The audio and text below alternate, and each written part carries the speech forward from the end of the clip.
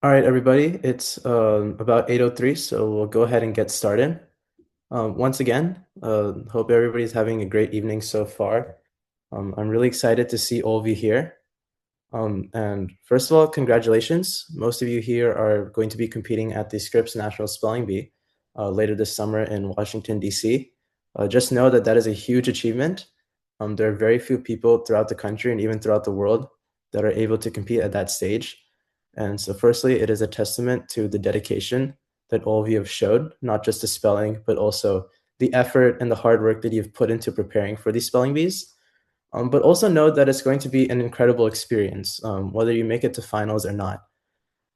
Throughout that weekend, there'll be events hosted for you. You'll meet spellers that will become your lifetime friends, and you'll also learn a lot of cool things along the way. Spelling is so much more than just the couple rounds that you'll spend on stage or the words that you'll be asked to spell. You'll often learn things about the world and the people around you and the cultures that you interact with every day just through the words that you spell at the Scripps National Spelling Bee and beyond. Just know that you all are already super accomplished and you should be incredibly proud of the achievements that you've had so far. That also reminds me that as part of this crash course, you'll have the opportunity to prepare for this competition.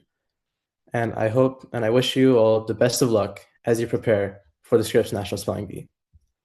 So without further ado, let's get started. First, I just want to introduce myself so that you know the person that you're seeing on screen. So my name is Ekansh Rastogi. I'm a former Scripps National Spelling Bee finalist. I've competed at the Scripps National Spelling Bee as a 5th and an 8th grader, once in 2019 and again in 2022.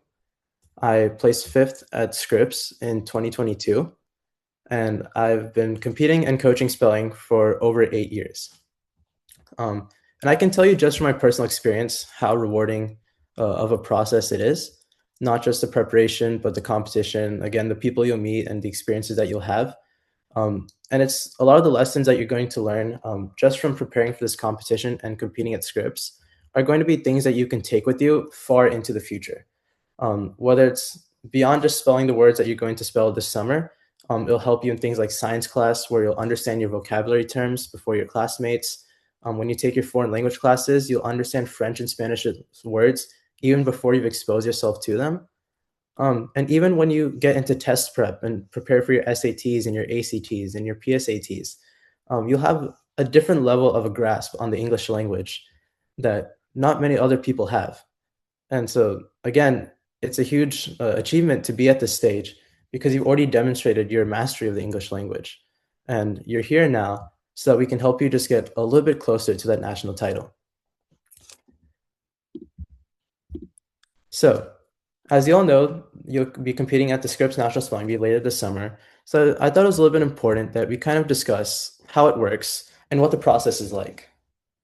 As you all know, there'll be around 200 competitors this year in Washington, D.C., and the spelling bee is split into 4 different segments. The first part of the spelling bee will be the written preliminary test, or there's 2 preliminary rounds. You'll begin with 2 oral rounds on stage. Your first round will be a spelling word, and in your second round will be a vocabulary word. As you all know, the spelling rounds will be around 90 seconds on stage. You will be timed, and you will be asked to spell that word before your time runs out. You have the opportunity to ask for all kinds of information, from the definition to the part of speech to the language of origin. You can ask the pronouncer to use it in a sentence. You can ask to repeat the pronunciation, to get any alternate pronunciations. And you can use all this information to your own benefit so that you can figure out how to best spell the word. Another thing that you're allowed to do at Scripps, which you may not be allowed to do at your regional spelling bees or your school spelling bees, is to ask for root questions. Since we know that a lot of words, especially in English, come from different languages and as such come from different word parts, which we call roots, you're able to ask for this kind of information at the Scripps National Spelling Bee. However, there's a very specific process by which you're supposed to ask for this information. The National Spelling Bee requires that you give 3 pieces of information when you want to ask for a root. You must give the language of origin that the root comes from, provide a close enough pronunciation of the root, and also provide a clear definition of that root. Let's say, for example, you're spelling the word geology. You might ask, does this word contain the Greek root geo, meaning earth? If you get all three pieces of information correct, and the root is indeed part of the word, the pronouncer will tell you, yes, I see that here. If you get 2 out of the 3 pieces of information correct, the pronouncer will tell you something like, you're on the right track. And if you miss any more pieces of information, they'll simply tell you, no, I do not see that here. Root questions become especially important at the Scripps National Spelling Bee when the words get more complex, and it also gives you a little bit of certainty as to what word you're spelling, and it also kind of gives you a hint as to what the spelling might be if you know what roots the word comes from. For the vocab rounds, you'll be given a set of choices. The choices will not exactly match the definition in the dictionary, but you are tasked with trying to identify which choice matches most closely with the official definition of the word. So you'll have one spelling round and one vocabulary round, and then you'll also have a written test to cap off your preliminary segment. It's a test with 30 questions, 24 will be spelling words, and another 6 vocabulary words. Finally, they'll tabulate your score based on how many questions you get correct out of those 30 questions on the written test, as well as how you perform on those 2 oral rounds. And they'll select no more than 100 people to progress to the quarterfinals. That means that if 90 people scored a particular score and then another 20 scored just below that, they'll only take 90 to the next round. You'll also notice that there's a couple other segments to the spelling bee. There's the quarterfinals, the next round, the semis, and then the grand finals right after that. These are your more traditional spelling bee format. You miss once and you're out. The way these work is like any other spelling bee you've been to. You'll be on stage, asked to spell a word, and you'll keep going until either you have one speller where they declare the champion, or in the case of the quarters or the semifinals, you whittle down the field to enough spellers to move on to the next round. Again, it'll work how it did in the preliminaries. Let's say, for example, they're looking for 16 or less to go to finals. If a round ends and only 14 spellers remain, they'll only take those 14 spellers to the finals. So, now that we've talked about exactly how the spelling bee works, we also need to talk about, as we get into trying to make it to the finals and make a deep run into the spelling bee, what separates good spellers and the great spellers that make it to the finals and even lift the trophy? And there's actually a pretty simple answer to this. It's the approach. Great spellers think differently. They notice patterns. They think critically about why those patterns show up that way. Are there exceptions? When do we need to break the rules? Why do those rules break? They ask all these different questions. And it comes from that underlying idea that you need to understand and not memorize how these words work. And it makes sense if you think about it. There's so many words in the English language. There's almost 500,000 words in the Merriam-Webster Unabridged Dictionary, the official dictionary of the National Spelling Bee. To memorize 500,000 words is a nearly impossible task, if not truly impossible. And so the next best way to go about this is to understand the patterns behind them. We've found that 85% of words in English follow language patterns if you know which language origin they come from. And by understanding these patterns and knowing when to apply them and when those patterns break, we can understand nearly 90% of all the words asked at the Scripps National Spelling Bee. And this becomes hugely important because that frees us up to focus on those 10% of words that break the rules or are simply unexplainable. And that's quite simply what separates great spellers from the rest. It's their ability to think about words in a different way, to see them not as just combinations of letters, but careful products shaped by the patterns and the languages and the cultures that have defined why those words are spelled the way they are. And that's kind of the purpose of this crash course. We'll teach you how to think that way. We'll show you kind of how we apply those patterns and also show you when those patterns break and how you can figure out when to not only follow the rules, but also when you need to disobey them. Let's go through a quick example here. Any other speller might see this word, pronounced soliloquy, and think of it as just a combination of 9 letters. Maybe they'll try memorizing these in order. Maybe they'll make up a poem or a mnemonic to memorize the order of the letters. But this doesn't give us a lot of insight into this word. If we just memorize the set of letters on our screen, we'll only know this one word. And if we see another word like it, we'll simply not understand that word because we never learned to make those connections. So let me show you how an elite level speller might think. They'll break this word down. They'll break into its three parts: soul, meaning self, like in the word solo, or loqui, meaning speech, as in words like loquacious, or ventriloquy. And they'll also learn about this thing called connecting vowels, where different languages have their own ways of connecting two roots in a word. This speller, for example, knows that since this word came from Latin, it connects roots with the letter I. This is one of many examples of how truly great spellers think about words. They see the different combinations and the different patterns and the way that we can piece together words based on not only the language patterns and the rules, but even the root words that these words come from.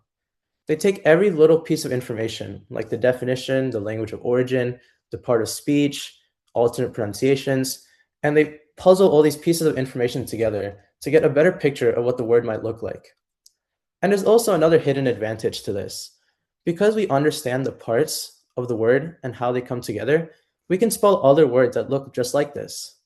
If we know, for example, that sol means self, we can not only spell the word soliloquy, but also words like solitude, for example. If we know the root loqui, meaning speech, we can spell other words like breviloquence or ventriloquy or loquacious, because we know those parts of the word. And it goes in the other direction as well. As simply as we can put words together when we spell them, we can also break them apart when it comes to your vocabulary rounds. If we saw this word, for example, in a vocabulary round, we can recognize these roots on our screen. We see loqui, meaning speech, or soul, meaning self. And so when we see an answer choice that says something like the act of talking to oneself, we can immediately identify that as the correct answer because we know the patterns that come into play. And this is also why it makes this approach so much more efficient, because by understanding these patterns, we can unlock every word that uses that pattern instead of just memorizing the one word alone. Now, instead of trying to memorize 500,000 words in English, you can just memorize the handful of patterns that govern all of them. And so which one is easier? Trying to memorize the entire dictionary or learning the patterns and then simply understanding how to put them together? It's always the second option, and it's always the most efficient. It's even the approach that I use when I compete at the Scripps National Spelling Bee. It actually reminds me of a pretty interesting story.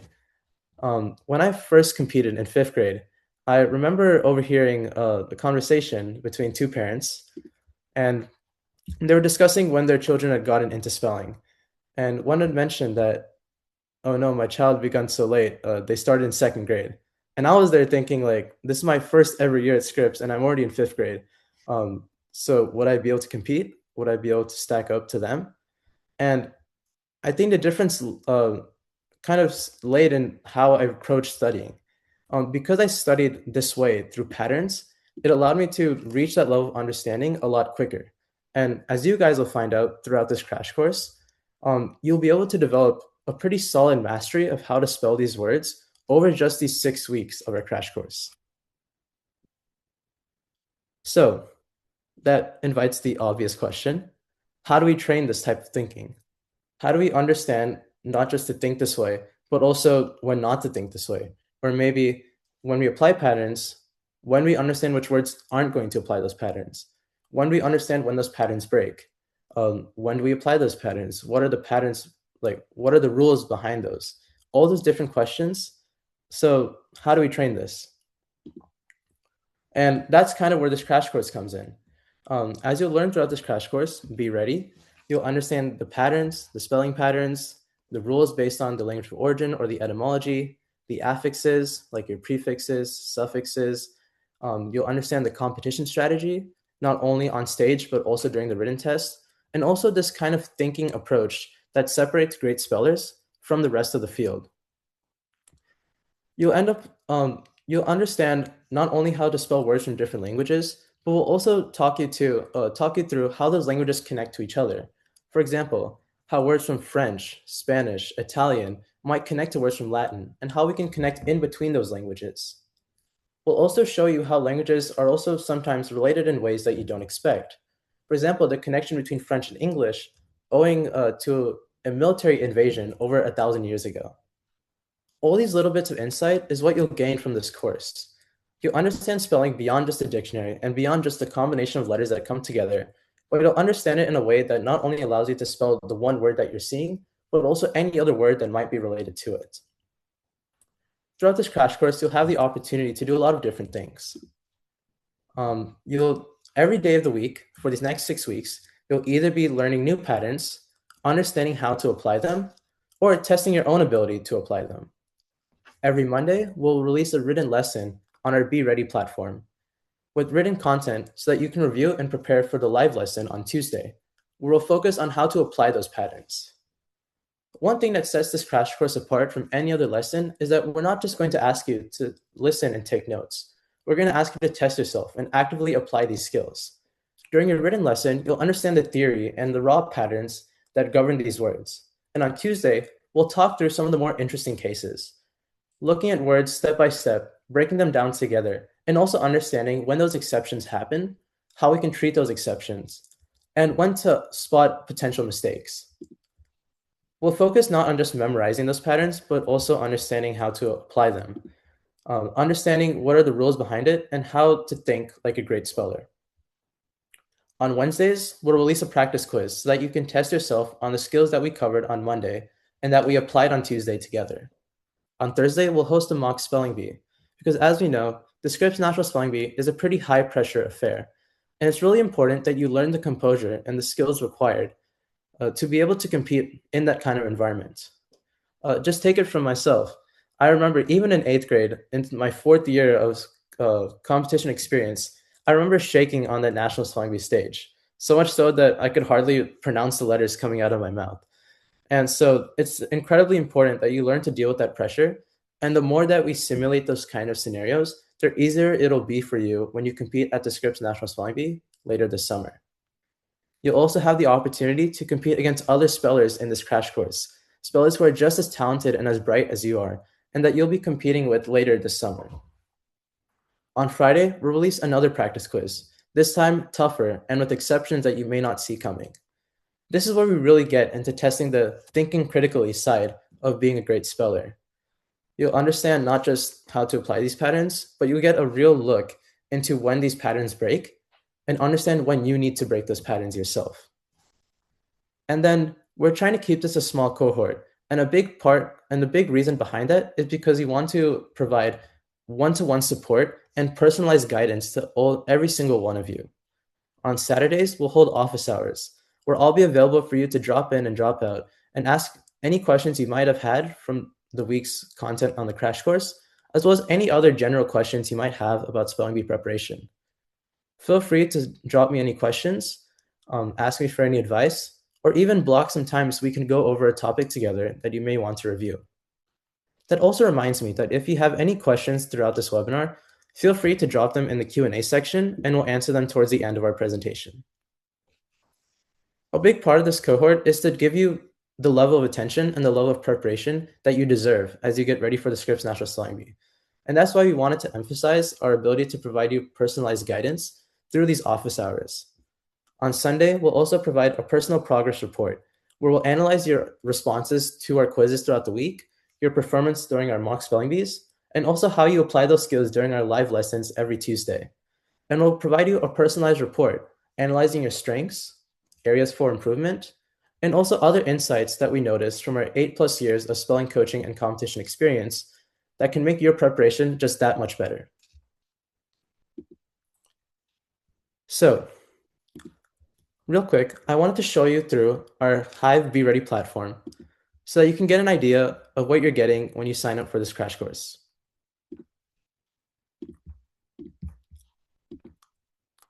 So when you log in to hivespelling.com, this will be your own dashboard. You'll see a tile here that says Hive BeeReady. This is your home for this crash course. You'll click Open BeeReady, and it'll take you to your dashboard for the 6-week crash course. You'll see lots of information on the screen. At the top right, you'll see the name of your instructor, me, Ekansh, and a button that allows you to contact me with any questions you might have. You'll also see a calendar, which shows an in-depth schedule of what we'll be covering. You can see how we release articles on Monday, live lessons on Tuesday, quizzes on Wednesday and Friday, a mock bee every Thursday, office hours and one-to-one guidance on Saturdays, and your weekly summary, which will be released every Sunday.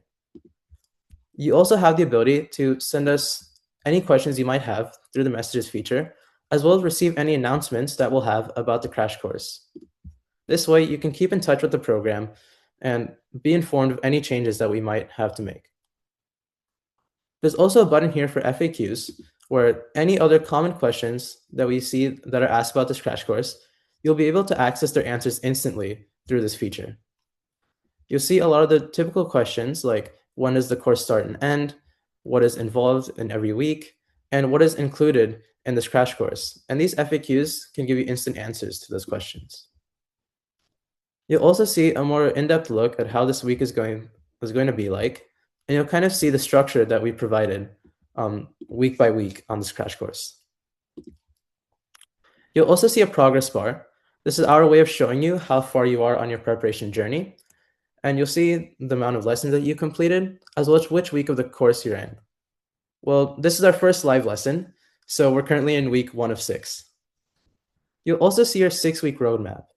We've designed the 6-week crash course to give you a solid base of preparation so that you can succeed at the Scripps National Spelling Bee and make a deep run into the semis or the finals. And you'll see that each week is designated its own topic. This week, we're focusing on diagnostics, format, and soft skills, showing you how the Scripps National Spelling Bee works, giving you those base skills that aren't those base skills, those unwritten rules, those unteachable things that you just need to know when you compete. And we'll also run through some diagnostics and understand what your strengths are, what your weaknesses are, and that way we can shape this course into a more constructive experience for all of you. You'll see as you scroll down your learning track, it'll highlight which week of the course you're in. Next week, we'll focus on encoding and decoding. Basically, we'll learn how to put words together when we spell them using roots and affixes, and also learn how to break them apart using those same roots and affixes. We'll cover like roots, affixes, and other patterns that might help you put words together and break them apart, whether you're in a spelling round or a vocabulary round. In the 3rd week, we'll talk about Greek and Latin patterns. Greek and Latin cover 50 to 60% of all words in English, and so it's extremely important that you have a strong base of understanding in these 2 languages of origin. They're languages of origin that the Scripps National Spelling Bee loves to pull from, and so it's important that you have these locked down so that you can make it deep into the spelling bee without much issue. In the 4th week, we'll talk about Romance languages. These are other languages like Latin, but that are a little bit more far removed, like French, Latin, and Spanish, that owe their roots in Latin, but undergo some pretty important changes.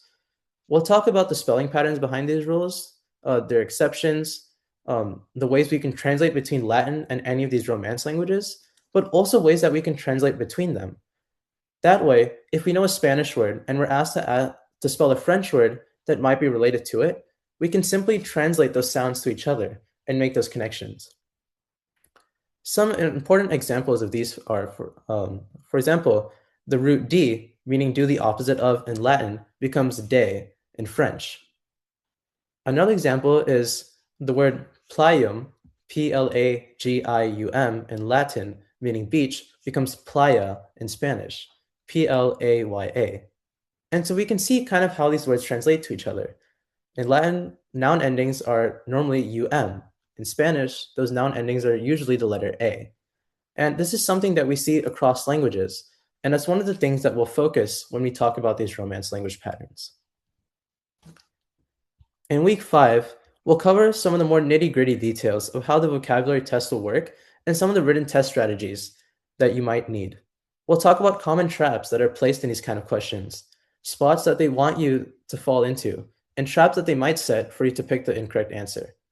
We'll also talk about Germanic languages, languages that are related to English but still a little bit different, like German, Dutch, and Afrikaans.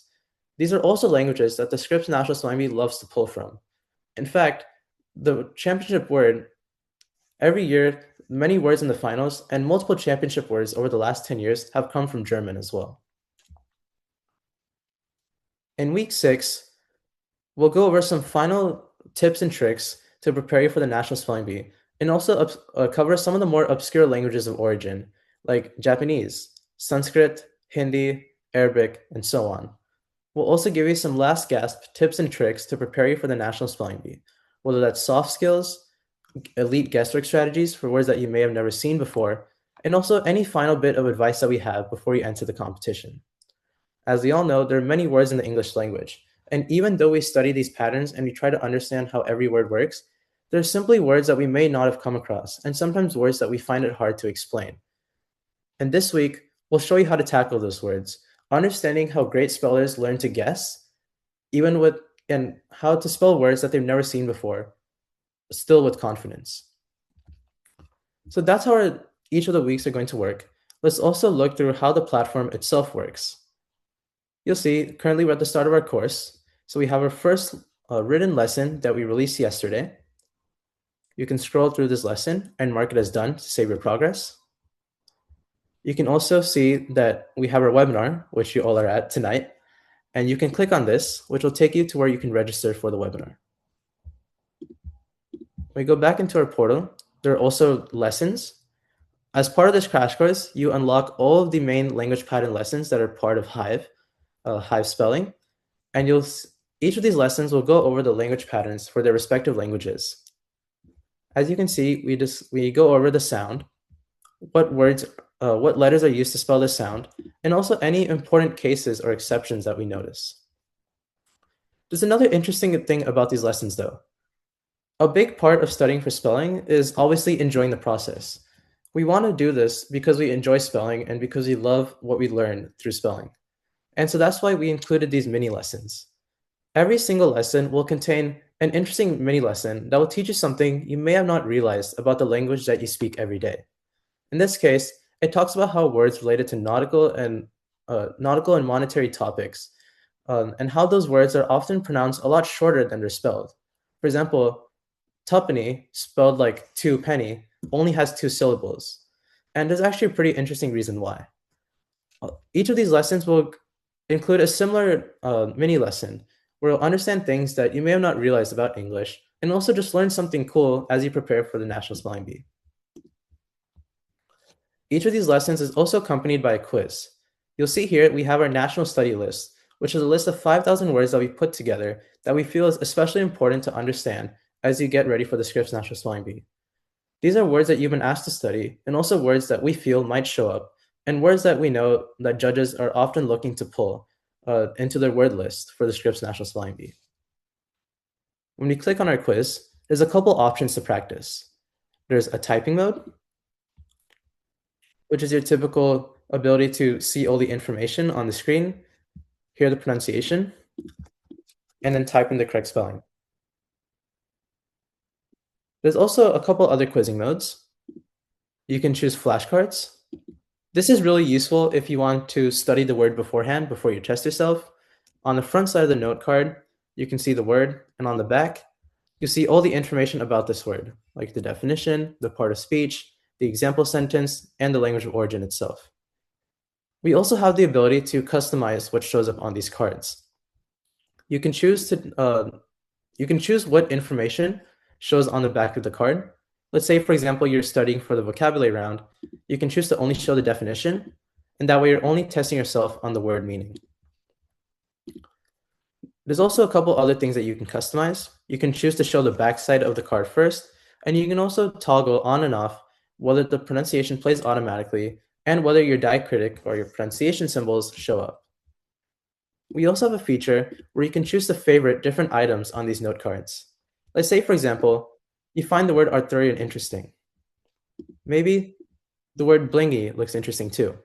We can star these words and then click Study Only Favorite Items. This will then filter out our entire note card set for only the words that we find particularly important to study. This is pretty useful when it gets to last-minute cramming, when we maybe need to just study a small set of words that we feel are really important compared to the entire word list in one shot. There's a couple other modes that we have. There's the multiple choice mode. This is particularly important for the preliminary test, where you'll have 4 options and be asked to identify the best spelling. Again, you have the opportunity to see all the information, an example sentence, repeat the pronunciation, and then pick the spelling that looks the most correct. If you get it correct, you can move on to the next word. And if you get the word incorrect, It'll highlight the correct answer so you don't make that mistake again. And we also have one more study mode, one that I find particularly interesting, and this is called the spell off mode. As you all know, the Scripps National Spelling Bee recently created a new type of tiebreaker at the end of the finals for the Scripps National Spelling Bee, where if there's two or more spellers tied and they run out of words, they'll be asked to spell as many words as they can within 90 seconds.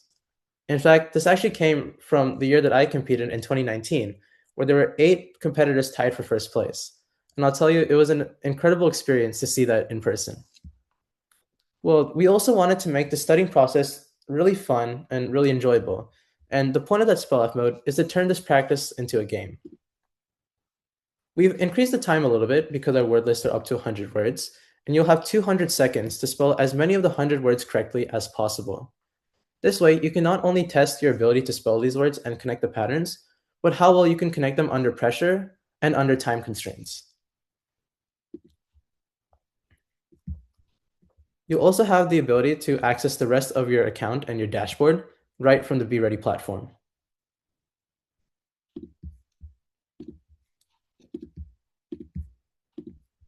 That is all for a short demo, and I wanted to move into just a couple of tips so that you can take a little bit of insight away from this first live lesson. So, there are a couple important things that you should know, especially when you get ready to study and prepare for the Scripps National Spelling Bee. The first thing that I always like to emphasize is focus on patterns. It's simply impossible to memorize the 500,000 words that exist in the English language. And by understanding these patterns, we can easily lock down 85 to 90% of English words, and that frees up our mind to focus on those other 10% of exceptions and unexplainable words that we might need to know otherwise. The next important thing is to read, read, read. Interesting words come from a wide variety of places, from Shakespearean works to interesting news articles. And you also need to remember that the judges at the Scripps National Spelling Bee are people too. They pick words based on words that they've seen throughout their daily life. And whatever they find interesting might just show up in the word list. You never know. Maybe something you read becomes your championship word at the Scripps National Spelling Bee. I mean, I've seen it myself. The first time I won my county spelling bee, it was actually the word of the day for Merriam-Webster. And so just by going online and reading a couple words, I managed to unlock my actual championship word for my first ever county spelling bee. So reading is definitely an underrated way of preparing for the Scripps National Spelling Bee, because you have to remember that you and your judge are likely reading the same news articles, similar books, and so you never know when you might come across a word that you'll be asked at nationals, and when you might just find a word where the judge found it. Another important thing is to always ask questions. Like we'd mentioned, great spellers think critically, and a big part of thinking critically is asking questions about everything. Whenever you see a word, whether you're talking with your friends, reading a book, or doing an assignment for class, and you see a word you don't recognize, think about the patterns in this word. Search it up. Look through the word origin section. Are there patterns you recognize? Are there things from our lessons and our crash course that you're able to apply there? Are there exceptions? Is this word an exception? Try to think about where this word comes from, why it is the way it is, and keep asking those questions about every word you come across. Often, it might even be really simple or really silly words that unlock a little bit of understanding for us. An example of this in my journey was the word humu humu nuku nuku apua'a.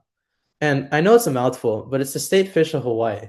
And while on the surface it just seems like a long word and a fun word to say, what I found out is that the fact that this word is so long and contains so few unique letters actually says a lot about how the Hawaiian language came to be.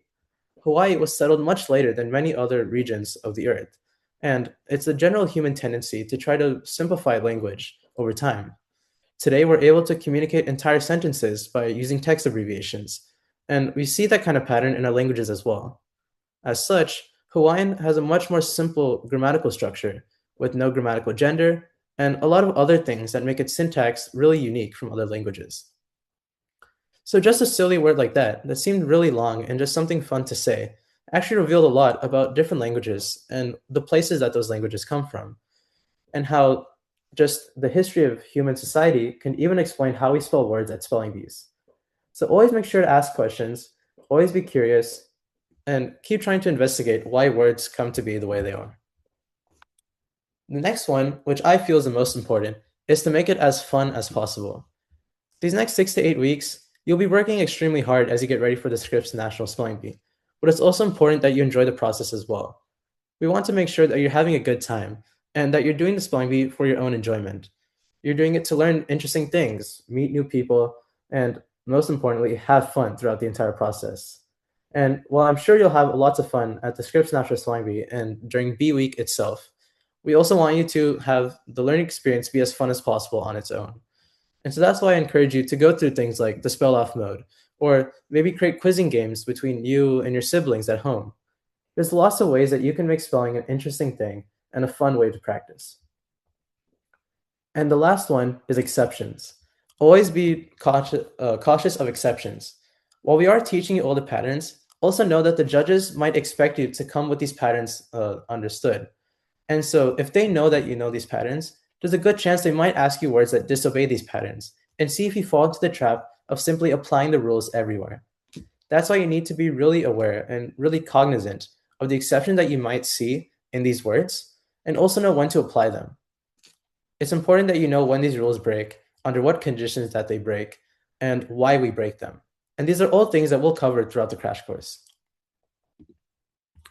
The next thing I wanted to share was just a little bit of competition strategy.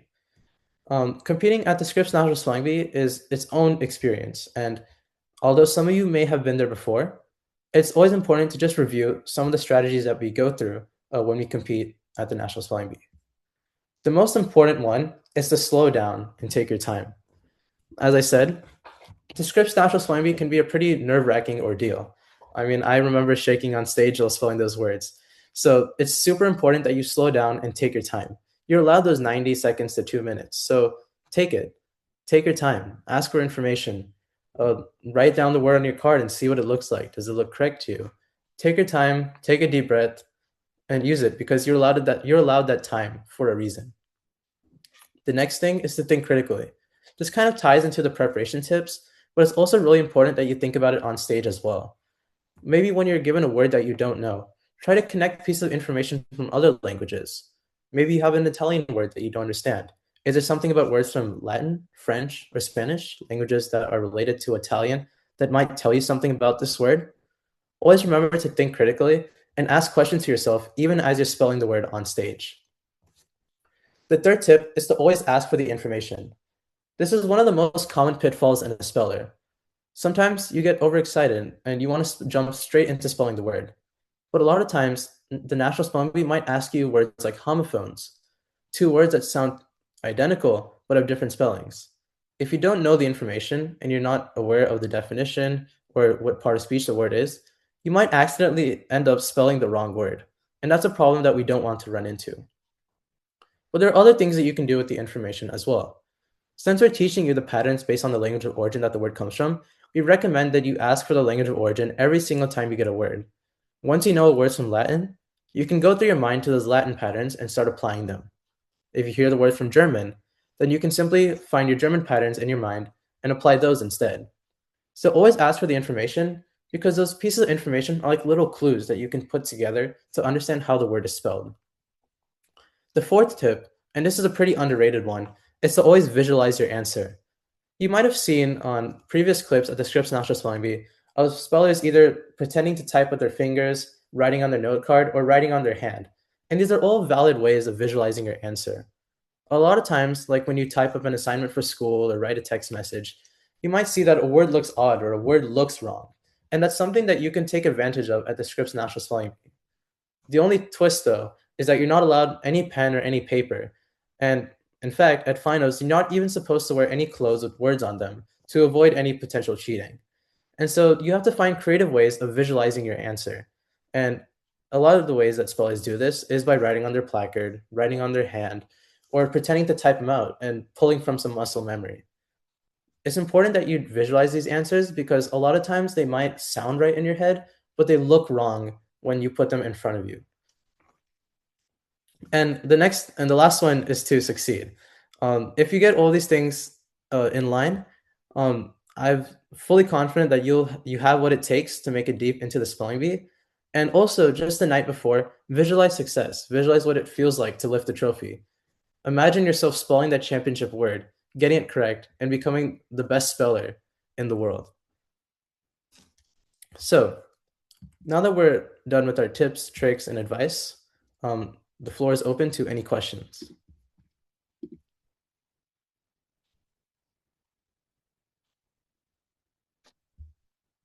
All right. I see an interesting question here. It asks, what time is the mock bee on Thursdays? Currently, we are looking at 8 p.m. EDT for our mock bees on Thursdays. Again, those mock bees is where you'll have the opportunity to test your ability to stay composed and calm under pressure and compete against other spellers in words that you might see or words that are similar difficulty to those at the Scripps National Spelling Bee. We'll also be sending more information regarding this through the platform and through email if you registered for our crash course. Um, Another question is, will these will these oral test questions be from 1B and 2B? Unfortunately, while we would like to know the answer, the Scripps National Spelling Bee does not explicitly say where they source the words from for both the oral rounds and the preliminary test. However, it's good to assume that you might get asked some of the words from your Words of the Champion 4,000 word list.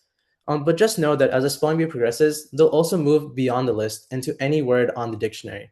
And so it's important that you not only know the words that you've been asked to study, but also any words that might appear throughout the dictionary. And that's where we come in, where we give you that 5,000 word list with not only words from the Words of Champions, but also words that we recommend that you study for the National Spelling Bee. All right, I see. Are any of the Words of the Champions words asked in the quarterfinals and semifinals? The most likely answer is no. Once you move beyond the preliminaries, they're really looking to challenge your ability to spell words from throughout the dictionary. And so they'll likely go beyond the list. Definitely in the semifinals. The quarterfinals, there's a slight chance they may begin with simpler words and thus pull from the Words of the Champions. But definitely once they progress beyond that, it'll be all off list and they'll challenge you with words from anywhere in the dictionary.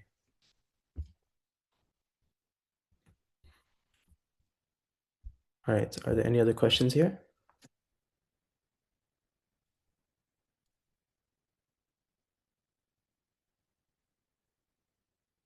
All right, I see a question about where to access the written lessons.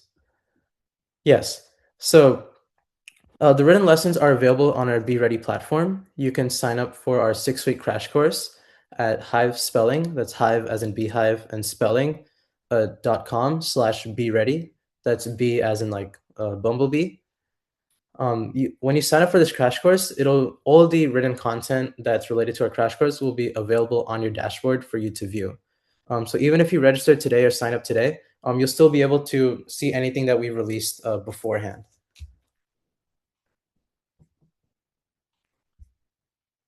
Yes, and then just a little bit of like base information about the crash course. It runs for 6 weeks. It started yesterday, April 6th, and it'll run until May 17th. So it's about a 6-week sprint just to get you as prepared as possible for the Scripps National Spelling Bee.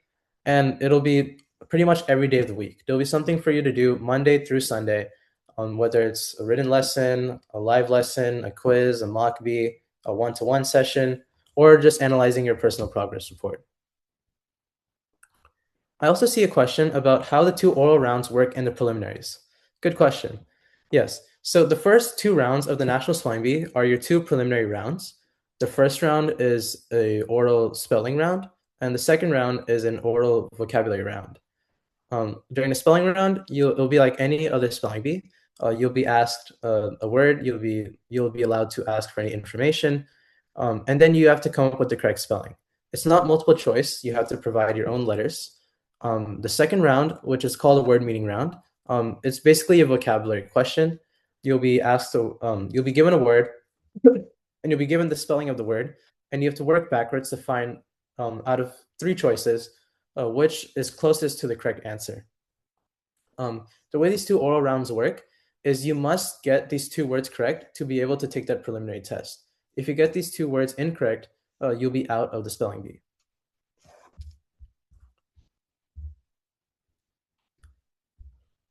All right, I also see, how does the written test in the preliminaries work? Yes. So from my experience, the written test was basically they took you into this large room. You had like a written paper packet of the questions and each of the choices for both spelling and vocabulary. There will be a pronouncer who will pronounce the word and give all the information without you needing to ask. And then you'll be allowed, as long as it takes them to say the information for that word, to either come up with the spelling or to come up with the vocabulary. I see a question, do you have to get both oral questions correct to advance beyond the preliminaries? And the answer to that is also yes. Um, you must get the words correctly, and you must get the words correct in both round 1 and round 2 to be allowed to take that round 3 test, which is also called the preliminary test. Also, just one thing to keep in mind, the preliminary test has 30 questions and they're all weighted equally. So the maximum that you can score is 30 points on that test. Yeah, I see a question. What happens if you get one of the questions wrong in preliminaries? So again, so basically how it's going to work is that your first 2 rounds are your 2 oral rounds. If you get any of those 2 wrong, you're immediately out of the spelling bee. But for the written test, it's not like if you miss one question, you'll be out. The written test is simply just how many words you get correct out of the total number of questions. Whereas those 2 oral rounds before the test are ones where you could be eliminated if you get those incorrect. I see another question here. Do you have mock quizzes similar to preliminaries, 3rd rounds, and the test? Yes.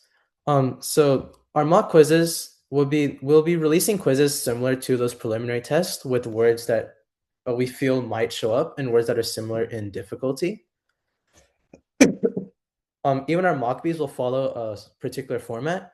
For example, some mock bees might follow a more preliminary type format where we ask you uh, a word round and a vocabulary round.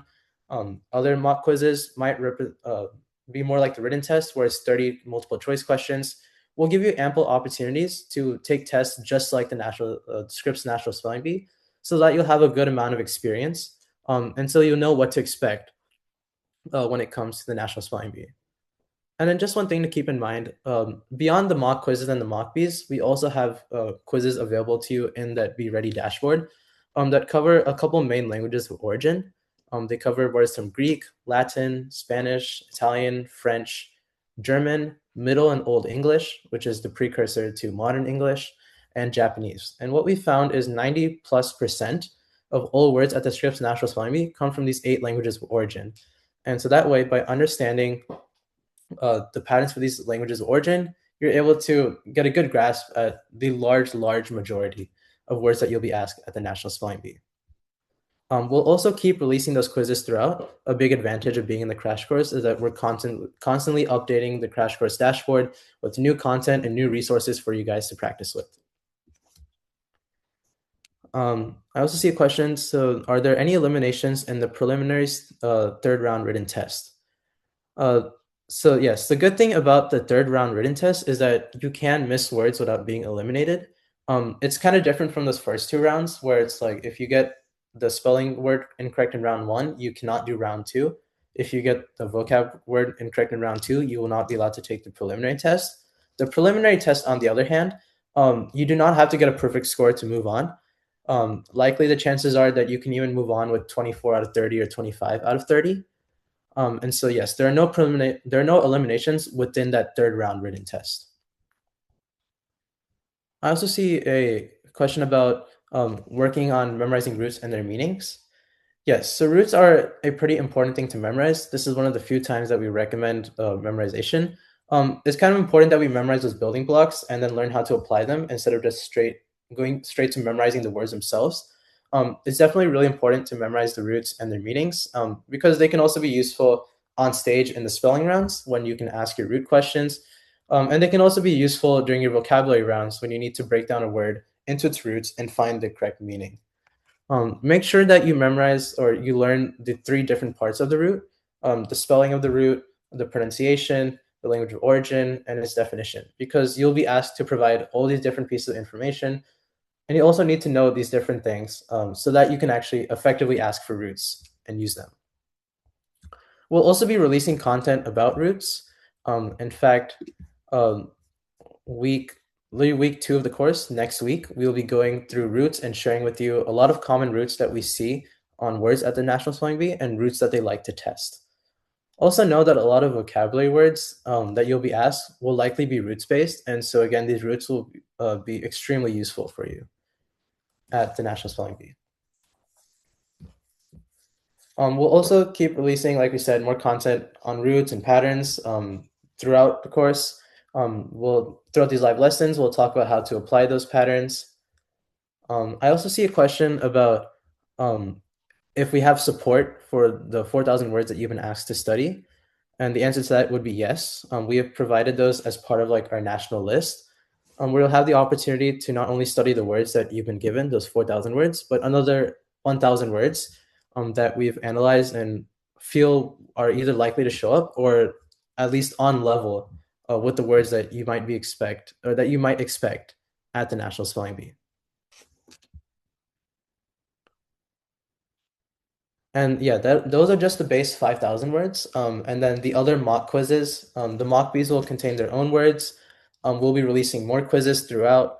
And the quizzes for the specific languages of origin also have their own words that simply show you how those patterns work in action. That also reminded me, I wanted to share one more detail about the format itself. Every round kind of begins in an interesting way. So every segment, the quarters, the semis, and the finals will all start with one spelling word, and the second word will be a vocabulary word for each round of the spelling bee. So in your preliminaries, round 1 is spelling, round 2 is vocab. At quarters, your first word is spelling, your second word is vocab, and semis the same, and then finals the same as well.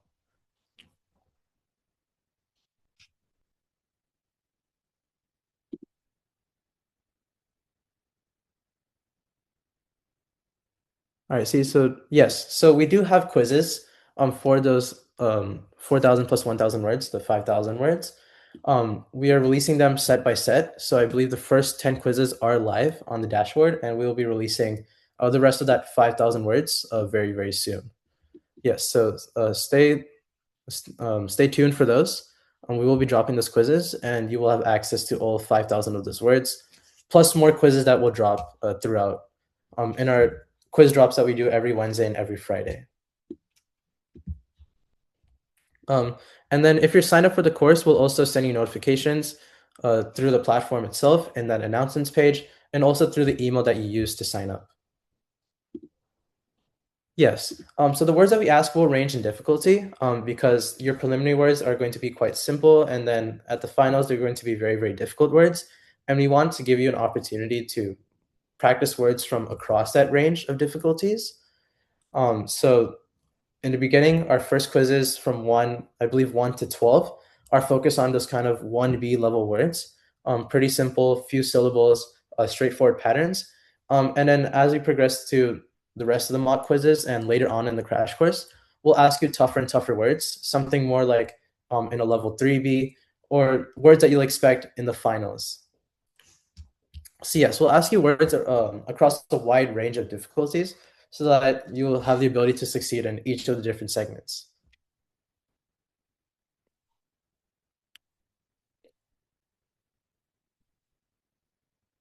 All right, we'll take another 2 questions. So if you have any questions, feel free to put those in the Q&A section.